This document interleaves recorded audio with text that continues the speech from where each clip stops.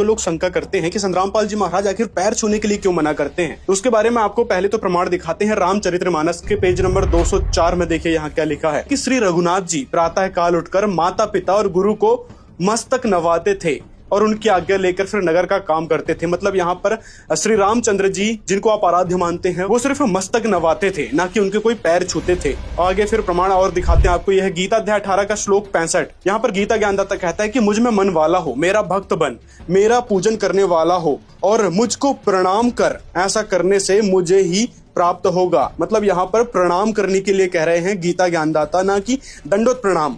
अब आपको दिखाते हैं दंडवत प्रणाम करने के लिए किसके लिए कहा है। गीता अध्याय 4 के श्लोक 34 में देखिए, यहाँ पर उस तत्वदर्शी संत को दंडवत प्रणाम करने के लिए कहा है कि उस तत्व ज्ञान को प्राप्त करने के लिए, उस पूर्ण परमात्मा की जानकारी के लिए, उस पूर्ण मोक्ष को प्राप्त करने के लिए तत्वदर्शी संत को दंडवत प्रणाम कर, उनसे भली भांति उस तत्व ज्ञान को समझ। तो इसलिए गीता ज्ञानदाता के अनुसार हमने केवल तत्वदर्शी संत को दंडवत प्रणाम करना है, यानी उनके पैर छूने हैं, केवल तत्वदर्शी संत के।